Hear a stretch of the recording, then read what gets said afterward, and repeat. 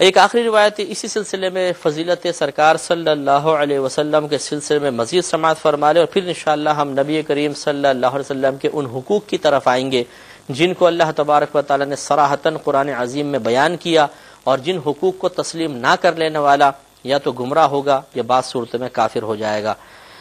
حضرت ابو ہریرہ رضی اللہ تعالی عنہ اس کے راوی ہیں، قال رسول اللہ صلی اللہ علیہ وسلم، یہ کہتے ہیں کہ رحمت کونین صلی اللہ علیہ وسلم نے ارشاد فرمایا کہ انا اول من تنشق عنہ الارض، میں وہ پہلا شخص ہوں گا کہ جس کے لیے سب سے پہلے زمین پھٹے گی، میں پہلا شخص ہی ہوں گا۔ فاکسا حلۃ من حلل الجنہ،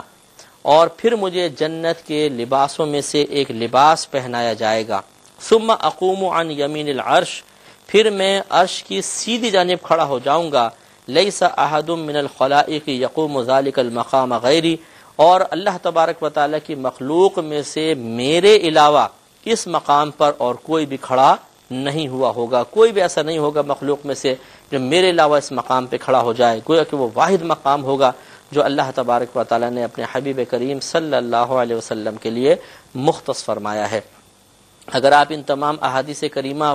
جو اگر آپ مسلسل سماعت فرما رہے ہیں، پچھلے ہمارے پروگرام بھی آپ نے دیکھے ہیں، تو یقینی سی بات ہے کہ آپ اس بات کا ضرور اعتراف کریں گے کہ نبی کریم صلی اللہ علیہ وسلم کو جو بادشاہت، جو کمال، جو فضیلت، جو مقام اور مرتبہ میدان محشر میں اللہ تعالی کی طرف سے حاصل ہوگا، وہ کسی کو بھی حاصل نہیں ہوگا۔ اور یقینی سی بات ہے کہ اس مقام اور مرتبے پہ فائز ہو جانے کے بعد نبی کریم صلی اللہ علیہ وسلم اپنی امت کو معاذ اللہ کو بھول تو نہیں جائیں گے، لہذا تعلق نبی جتنا مضبوط سے مضبوط تر ہوتا چلا جائے اتنا ہی بہتر ہے، اور میدان معاشر میں یہ تعلق کی مضبوطی ضرور ہمیں نبی کریم صلی اللہ علیہ وسلم کی شفاعت کے قریب لے کر جائے گی۔ اور اس تعلق کی مضبوطی ضمن میں عرض کر دیتا ہوں، یہ بات آئی ہے کہ تعلق کی مضبوطی نبی کریم صلی اللہ علیہ وسلم کے کثرت ذکر سے بھی حاصل ہوتی ہے، جیسے کہ رحمت کونین صلی اللہ علیہ وسلم نے ارشاد فرمایا کہ تم میں سے میدان محشر میں مجھ سے سب سے زیادہ نزدیک وہ لوگ ہوں گے جنہوں نے مجھ پر درود پاک کی دنیا میں کثرت کی ہوگی۔ تو جو جتنا زیادہ درود پاک پڑھے گا وہ نبی کریم صلی اللہ علیہ وسلم سے اتنا ہی زیادہ قریب ہوگا۔ اسی طرح آپ کے فضائل سننا، آپ کے مناقب سننا، آپ کی نعتیں سننا خوش الہان نعت خانوں سے، اس سے بھی محبت رسول صلی اللہ علیہ وسلم میں اضافہ ہوتا ہے، اور یہ تعلق مضبوط سے مضبوط تر ہوتا چلا جاتا ہے۔ اب انشاءاللہ ہم آئیں گے حقوق مصطفیٰ صلی اللہ علیہ وسلم کی طرف۔ یہ بہت ہی اہم ہیں اور ان کا تعلق یقیناً اعتقادات سے ہے کہ اگر ذرا بھی اعتقاد میں فرق ہوا تو ہم گمراہ ہو سکتے ہیں، یا خدا نخواستہ کفر ہماری طرف متوجہ ہو سکتا ہے۔ یہاں پر ایک بات میں عرض کر دوں کہ بعض چیزوں میں کسی ایک کا دوسرے کے مماثل ہونا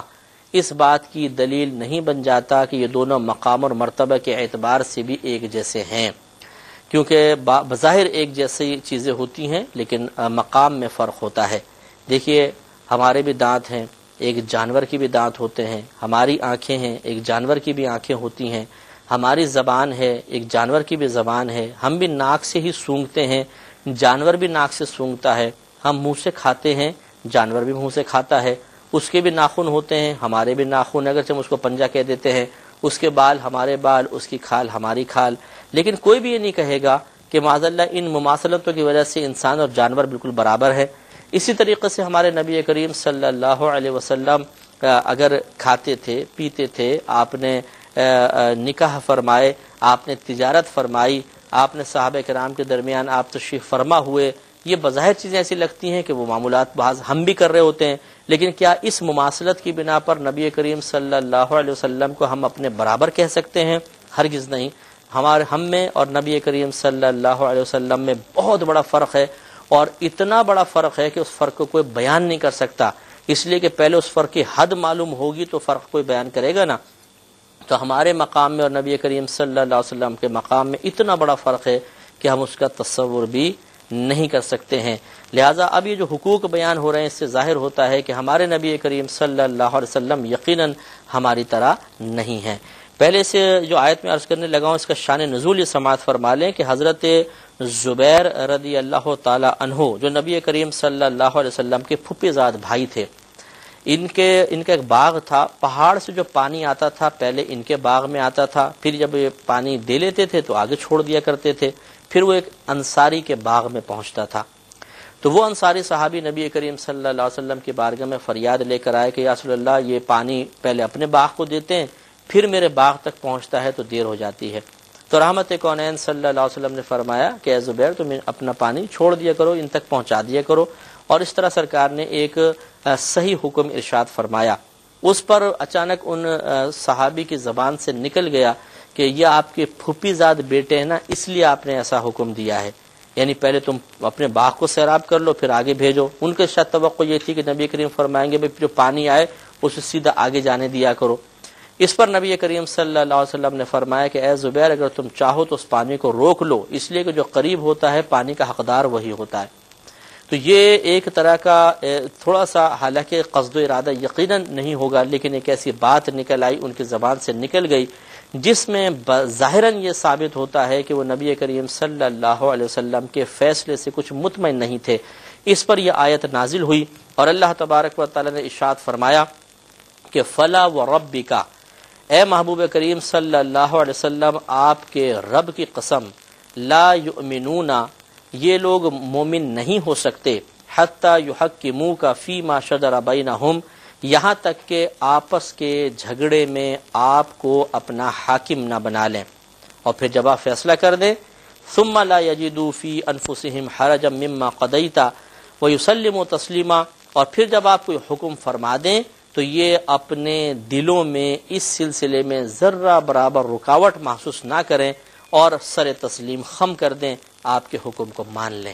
گویا کہ یہ پہلا حق ہے کہ جب نبی کریم صلی اللہ علیہ وسلم کوئی حکم فرما دیتے ہیں، کوئی فیصلہ کر دے، تو کسی کی مجال نہیں کہ اس فیصلے کو رد کر دے۔ اس سے معلوم ہوا کہ قیامت تک کے لیے نبی کریم صلی اللہ علیہ وسلم کے جو احکام ایک نص کی سی حیثیت رکھتے ہیں اور ان میں تبدیلی کی کوئی گنجائش نہیں، ان کو ہم تبدیل نہیں کر سکتے ہیں، وہ ویسے ہی رہیں گے۔ ہاں یہ ضرور ہے کہ نبی کریم صلی اللہ علیہ وسلم نے اگر کوئی مسئلہ ایسا بیان فرمایا کہ جو کوئی باہم جھگڑے کا حل نہیں تھا، بلکہ ایک آپ نے اصول، ایک ضابطہ، ایک چیز کی ترغیب اور تلقین ارشاد فرمائی، اور پھر فقہائے اسلام یہ محسوس کرتے ہیں کہ تغیر زمانہ کے اعتبار سے اس میں کوئی تبدیلی ہونی چاہیے، اس میں حرج نہیں ہے، لیکن ایک ہر شخص کو یہ اختیار نہیں ہے کہ وہ تبدیلی کرے گا۔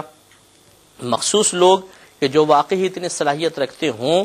اور ان کو اصول، ضوابط اور قوانین کی روشنی میں یہ بھی معلوم ہو کہ یہاں تبدیلی ہو سکتی ہے تو تبدیلی ہوگی، اور خصوصاً جو نبی کریم صلی اللہ علیہ وسلم نے فیصلے فرما دیے وہ فیصلے اسی طرح نافذ ہوں گے جیسے نبی کریم نے فرمایا، اور ہمارے دل میں ذرہ برابر ان احکام کے بارے میں کوئی رکاوٹ پیدا نہیں ہونی چاہیے، ورنہ اللہ تعالیٰ نے فرمایا کہ لا یؤمنون، وہ مومن نہیں ہو سکتے یہاں تک کہ اپنے باہمی جھگڑوں میں آپ کو اپنا حاکم نہ بنائیں۔ معلوم یہ ہوا کہ ایمان کامل نہیں ہو سکے گا کہ اگر کوئی شخص مسلمان ہے، کلمہ پڑھتا ہے، نبی کریم کو اپنا نبی تسلیم کرتا ہے، لیکن جب اس تک نبی کریم صلی اللہ علیہ وسلم کا کوئی حکم پہنچایا جائے تو اپنے دل میں تنگی سی محسوس کرے، یہ بالکل غلط ہے، ایسا ہرگز نہیں ہونا چاہیے۔ تو ایک حق تو نبی کریم صلی اللہ علیہ وسلم کو یہ ہوا۔ انشاءاللہ اگلے پروگرام میں بھی نبی کریم صلی اللہ علیہ وسلم کے بہت سے حقوق جو امت پر اللہ تعالیٰ نے قرآن عظیم کے ذریعے واجب فرمائے ہیں، ظاہر فرمائے ہیں، ان کا بیان ہوگا۔ اللہ تعالیٰ انہیں بھی سننے اور ذہن میں محفوظ رکھنے کی توفیق عطا فرمائے، آمین۔ وآخر دعوانا ان الحمد للہ رب العالمین۔